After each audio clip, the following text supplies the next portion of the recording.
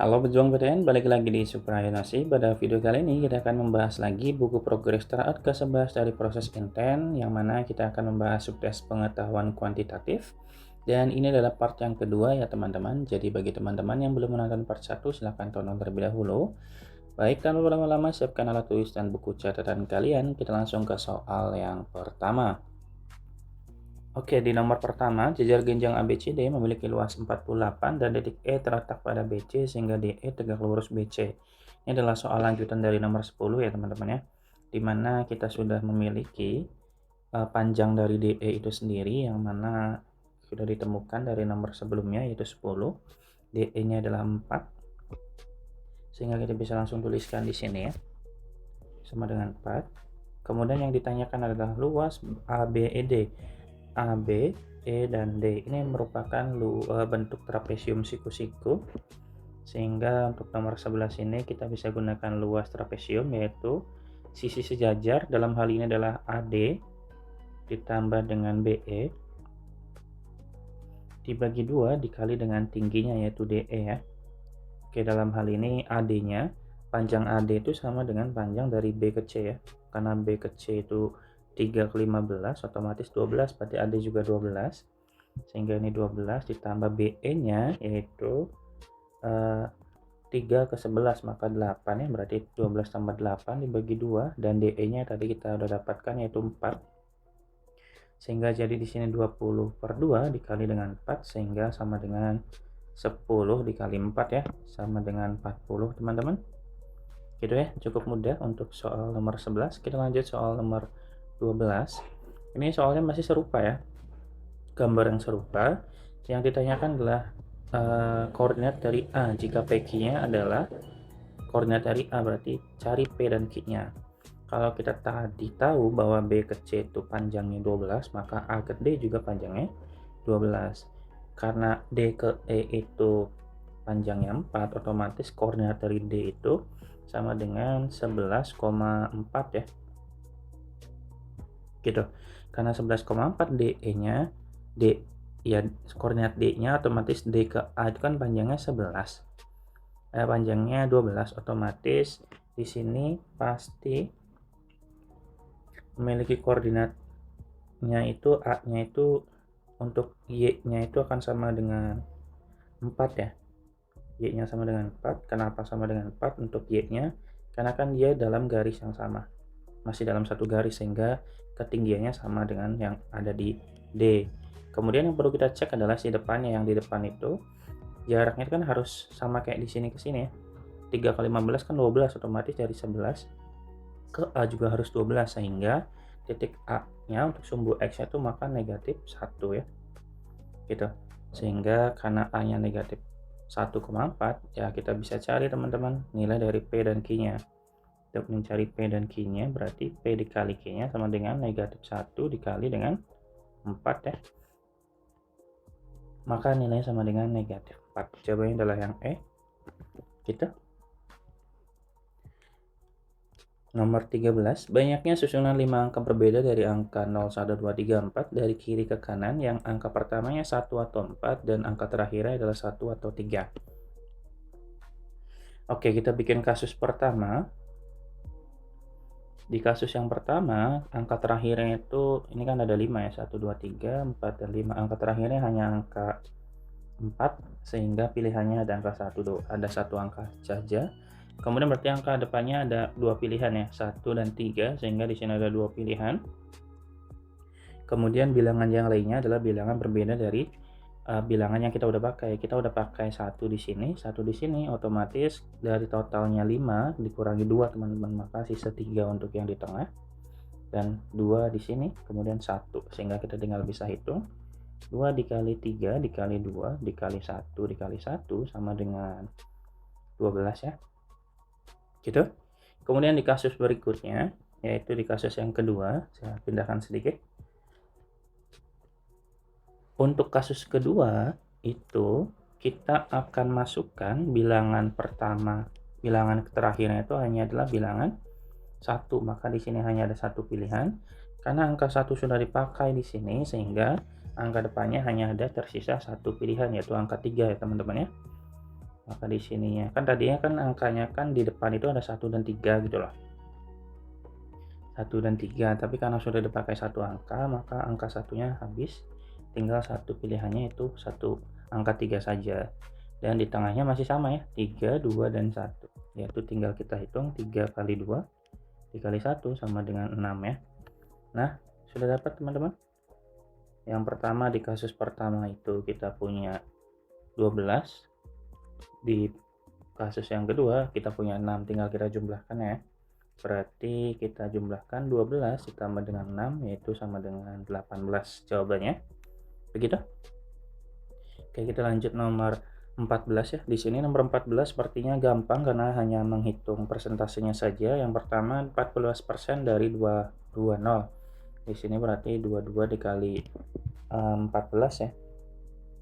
Yaitu 308, berarti ini 30,8. Kemudian di sini 15% dari 21, 15 kali 21 berarti 31,5 ya. Kemudian di sini 19% dari 170 berarti 973, berarti 323. 32,3 maksudnya. Berarti 180 kali 18, 324, 18 kali 18 kan 324 ya, berarti ini 32,4. Kemudian 17 kali 19 itu 228 ya, 22,8, sehingga yang paling besar ya ada di poin yang D, karena yang soalnya minta nilai terbesar. Untuk menghitungnya teman-teman kalau mau dicek silahkan dicek ya, karena saya udah hitung jadi dapat hasil yang sesuai. Oke, gitu. Lanjut nomor 15. Manakah di bawah ini yang merupakan bilangan kuadrat sempurna? Kita cek dari yang pertama ya. Cek dari yang pertama, yang A, nanti kalau sudah dapat kita langsung jawab saja tanpa harus ngecek yang berikutnya. Misalkan yang A terlebih dahulu. Di poin A itu kita punya 4 pangkat 4 dikali 5 pangkat 5 dikali 6 pangkat 6. Kita coba buat dia menjadi bentuk paling sederhana pangkatnya. Berarti kita buat 4 pangkat 4, 5-nya juga pangkat 4 teman-teman. Nah, karena kita di sini di soalnya ada 5 pangkat 5, maka kita kalikan dengan 5 pangkat 1 gitu ya. Kemudian kita dapatkan 6 pangkat 4 dikali dengan 6 pangkat 2. Bisa dong ya. Nah, tinggal kita hitung yang selain per pangkat 4. Kita hitung 5 dikali 6 pangkat 2. 6 pangkat 2 itu kan 36. 36 kali 5 itu sama dengan berapa? 36 kali 5 180 ya. Berarti 180. Di sini 4 pangkat 4 dikali 5 pangkat 4 dan 6 pangkat 4 ya. Gitu ya. Nah, dari sini kita bisa dapat bahwa angka 180 itu kalau kita akarkan nilainya tidak akan membentuk sebuah bilangan kuadrat sempurna ya. Kalau diakarin dia tidak bulat, sehingga opsi yang pertama yang A itu bukan, kita cari tujuannya itu adalah kita untuk mencari bentuk sederhananya itu yang mengandung salah satu bentuk kuadrat sempurnanya. Karena kalau yang ada di sini ini kan semuanya berpangkat 4. Kalau diakarin semuanya, kalau diakarin 4 pangkat 4 tuh bisa diselesaikan gitu. Pasti bulat. Berarti kita cek yang sininya aja nih. Paham ya? Sehingga di sini kita yang lanjut ke yang B ya, 4 pangkat 4, 5 pangkat 6, 6 pangkat 5, berarti di sini 4 pangkat 4 lagi, kemudian 5 pangkat 4 dikali 5 pangkat 2 ya, dikali dengan 6 pangkat 4 dikali dengan 6. Nah, di sini kita bisa dapat lagi 5 pangkat 2 itu 25, kali 6, 25 kali 6 itu berapa teman-teman? 25 kali 6 itu, ya nggak usah hitung, kita juga dapat ya, 25 dikali 6. Terus kemudian 4 pangkat 4, 5 pangkat 4, dan 6 pangkat 4. Ini kan 25-nya memang bisa 25-nya bisa diakarin, tapi kalau 6 itu kan nggak bisa diakarin. Jadi kalau misalkan kita akarkan bentuknya, dia tidak akan membentuk sebuah hasil bilangan bulat. Jadi yang B juga bukan kuadrat sempurna. Kuadrat sempurna itu ketika diakarkan bentuknya bulat ya. Jadi ini bukan, sehingga B juga salah. Kemudian yang C, di sini kita punya 4 pangkat 5 dan 5 pangkat 4 dan 6 pangkat 6. Jadinya 4 pangkat 5-nya berarti 4 pangkat 4 kali 4 dikali dengan 5 pangkat 4 dikali 6 pangkat 4 dikali 6 pangkat 2 ya. Sehingga kita punya, di sini kita punya 4, di sini kita punya 36, 6 pangkat 2 36 ya. Sehingga 4 dikali 36 dikali dengan 4 pangkat 4, 5 pangkat 4 dan 6 pangkat 4. Dalam hal ini 4 itu kita bisa akarkan pasti bulat yaitu 2. Akar 36 juga pasti bulat yaitu 6, sehingga ini semuanya itu merupakan kuadrat sempurna ya, sehingga jawabannya adalah yang C. Tapi bagi teman-teman kalau misalnya ragu, kita ini kan 4 kali 36 kan 144 ya. Jadi ini tulis ulang, karena ini 144 kan bisa diakarkan, dan 144 itu kuadrat sempurna gitu loh, yaitu sama dengan 12 pangkat 2 kan sama dengan 144 gitu teman-teman. Cara ngeceknya begitu ya, jadi nggak usah cek satu-satu. Sebetulnya teman-teman kalau misalnya udah ngeh dengan pola yang seperti saya jelaskan tadi, nanti teman-teman bisa ngecek tanpa harus ngecek satu-satu. Jadi nanti kita bisa cek secara nalar aja gitu ya, bisa dipahami ya. Kita lanjut nomor 16. Suatu garis pada bidang X melalui titik 2, -5 mempunyai gradien negatif sepertiga. Berarti untuk menyelesaikan soal ini kita gunakan rumus Y dikurangi Y1 sama dengan M dikali dengan X min 1. Nah, dalam hal ini Y1-nya adalah negatif 5, M-nya adalah negatif sepertiga, dan X1-nya adalah 2. Tinggal kita kali 3 kedua ruas, maka jadi 3 dikali Y plus 5 ya. Sama dengan negatif 1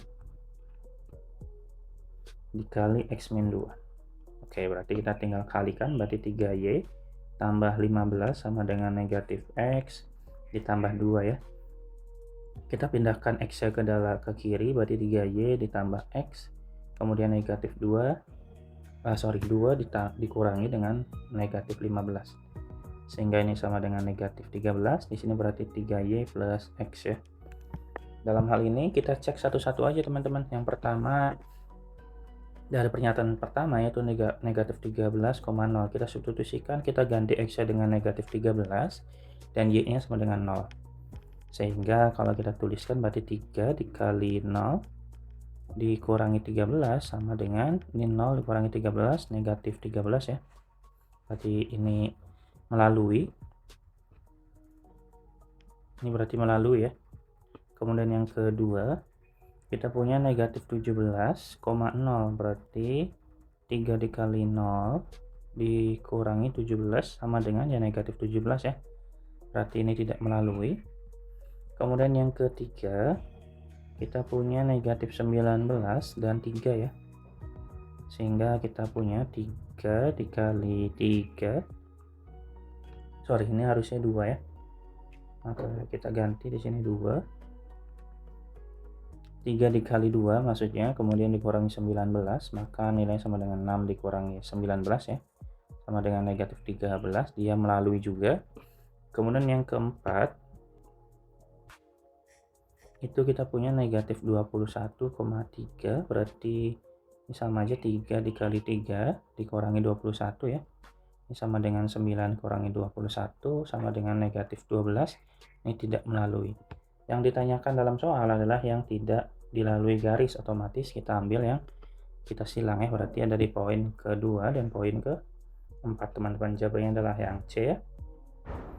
Gitu, kita lanjut ke soal berikutnya. Oke, tabel berikut menyajikan operasi bintang dengan operasi bintangnya semacam ini ya, sesuai dengan tabel. Operasi segitiga terbalik didefinisikan dengan A segitiga B itu sama dengan A bintang B dikurangi A untuk semua A dan B anggota dari 15689. Berdasarkan informasi yang diberikan, manakah hubungan antara kuantitas P dan Q berikut yang benar? Kita cek P dulu ya, P-nya itu 8 segitiga 5. Berarti kalau kita cek 8 segitiga 5, berarti kita bisa punya 8 segitiga 5 itu sesuai dengan aturan yang ada di soal ya teman-teman ya. Berarti bilangan pertamanya dibintangkan terlebih dahulu, maka kita bisa punya 8 bintang 5 dikurangi dengan A-nya adalah 8, maka 8 bintang 5 kita cek ya, ini 8 ini 5, berarti sama dengan 10. Kalau kebalik gimana Kak? Coba kalau ini 8, ini 5, sama aja 10 ya. Jadi kita bisa tuliskan di sini 10 dikurangi dengan 8 ya otomatis sama dengan 2 ya. Untuk yang pertama. Kemudian kalau yang kedua, dari pernyataan yang kedua itu katanya 6 bintang 6. Kalau 6 bintang 6 kita bisa langsung aja ya. 6 bintang 6 sama dengan 7 teman-teman. Ini sama dengan 7 sehingga P-nya itu bisa bernilai 2 atau P-nya bisa bernilai 7. Dalam hal ini karena Q-nya sama dengan 5, otomatis ada kasus di mana P-nya itu kurang dari Q, yaitu ketika P sama dengan 2. Ada juga kasus ketika P-nya sama dengan 7, maka P-nya lebih dari Q ya. Sehingga dari sini kita bisa menyimpulkan bahwa nggak mungkin ada bilangan yang lebih kecil daripada Q, tapi bisa juga lebih besar daripada Q. Sehingga jawaban yang tepat adalah D. Informasi yang diberikan tidak cukup untuk memutuskan salah satu dari 3 pilihan di atas. Begitu teman-teman ya, kita lanjut soal nomor 18. Fungsi G didefinisikan sebagai berikut, Gx sama dengan X plus 2 dibagi 2X plus 1. Ditanyakan di sini dalam bentuk inverse ya, maka kita coba ubah dulu bentuk inverse-nya. Kita masih ingat mungkin ya, di materi inverse kalau misalnya saya punya fx sama dengan ax plus b dibagi dengan cx plus d, maka f inverse x-nya itu sama dengan negatif dx tambah b dibagi dengan cx min a teman-teman ya. Maka kalau dalam case-nya adalah g, yaitu x plus 2 dibagi dengan 2x plus 1, maka g inverse x-nya kan sama dengan negatif x plus 2 dibagi dengan 2x min 1. Gitu teman-teman. Oke, kemudian kita bisa cek ke pernyataan berikutnya menyatakan bahwa G inverse A-nya untuk A sama dengan 1 itu berapa. Berarti kalau kita buat G ke bentuk G inverse A dulu, maka jadinya negatif A per 2 dibagi dengan 2A min 1. Untuk A sama dengan 1, maka G inverse A-nya sama dengan, G inverse 1-nya sama dengan berarti negatif 1 ditambah 2 dibagi 2 kali 1 kurangi 1. Ini berarti 1. 2 kali 1, 2 kurangi 1, 1 ya. 1 bagi 1, 1. Kemudian kalau A-nya sama dengan 2, maka G inverse 2-nya kan sama dengan negatif 2 tambah 2 dibagi 2 kali 2 dikurangi 1. Ini berarti 0 bagi 3 otomatis 0 ya. Ini 0, sehingga di sini kita bisa dapatkan nilai P-nya itu sama dengan 1 atau juga P-nya sama dengan 0.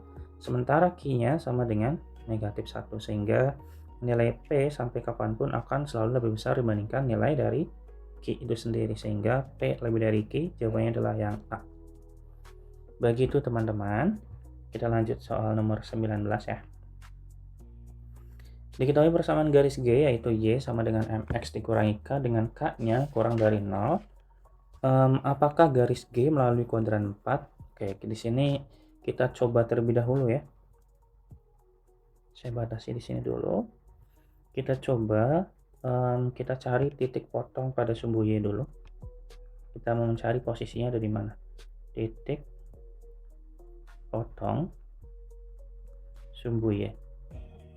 Kita udah belajar di SMP bahwa kalau titik potong pada sumbu Y otomatis nilai X-nya akan sama dengan 0.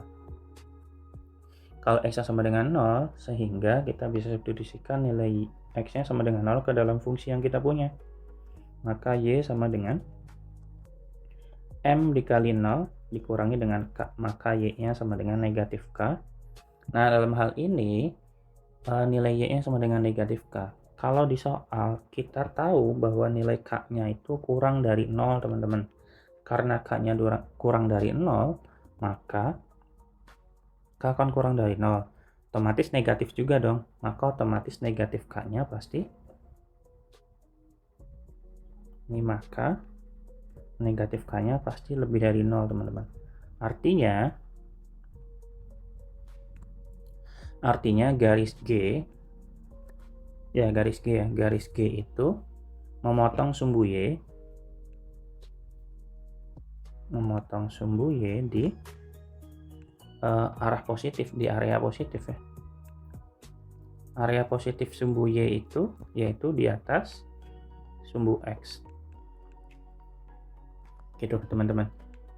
Paham nggak kira-kira? Kalau kita visualisasikan bentuknya itu, dia garisnya itu memotong di sumbu Y-nya bagian atas positif, bagian sumbu Y atas. Kurang lebih gini. Nah, si garis itu ada di sini nih. Ya. Ya, yang penting ada di atas sumbu X saja. Ini X, ini Y. Gitu ya. Nah, kemudian di soal itu dinyatakan bahwa apakah garis G itu melalui kuadran 4, itu yang perlu kita jawab. Kalau dia ada di kuadran 4, artinya apa teman-teman? Kalau dia di kuadran keempat, otomatis dia harus di sini nih. Kalau kita gambarkan kuadran 4 kan ada di sini nih. Ya nggak sih? Karena dia ada di kuadran 4, otomatis si garis G tersebut harus ke bawah atau dia miring ke bawah. Ya, artinya garis G, saya tulisin aja ya, garis G. Garis G kan melalui sumbu Y positif, Ya kan tadi kita udah jawab, dia harus melalui sumbu positif. Otomatis garis G harus harus miring ke bawah. Kalau kita gambarkan harus gini loh, si G itu harus ke bawah. Kenapa harus ke bawah? Biar dia melalui kuadran 4 gitu loh kan ya. Karena kalau dia nggak miring ke bawah atau ke sini, kan nggak mungkin. Nanti kalau ke sini nanti kuadran 1, kuadran 2 dan 3 nanti yang dapat. Atau ke sini kan nanti nggak kena juga, jadi harus miringnya ke bawah. Entah itu ke sini, entah itu di sini, dari sini. Yang jelas dia harus miring ke bawah si garis G tersebut. Paham nggak kira-kira?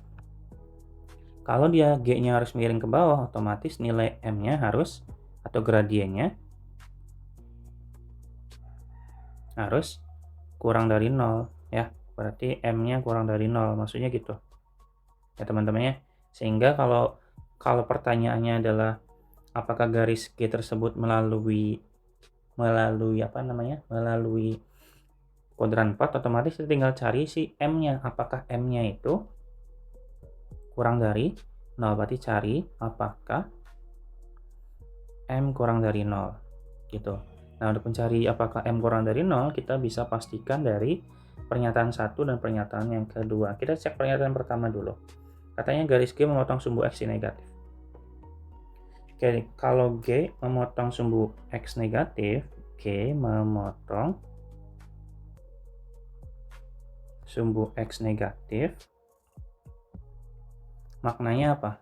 Maknanya kalau misalkan kita gambarkan secara visual, itu garisnya itu, ini kan si G-nya tuh ada di sini, dia memotong sumbu Y, dan G-nya tuh harus memotong sumbu X juga, maka otomatis gambarnya kurang lebih kayak gini, atau begini, atau begini lah ya.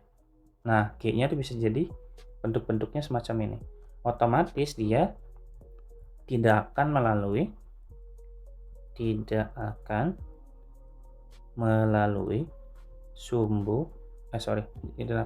kuadran 4 ya.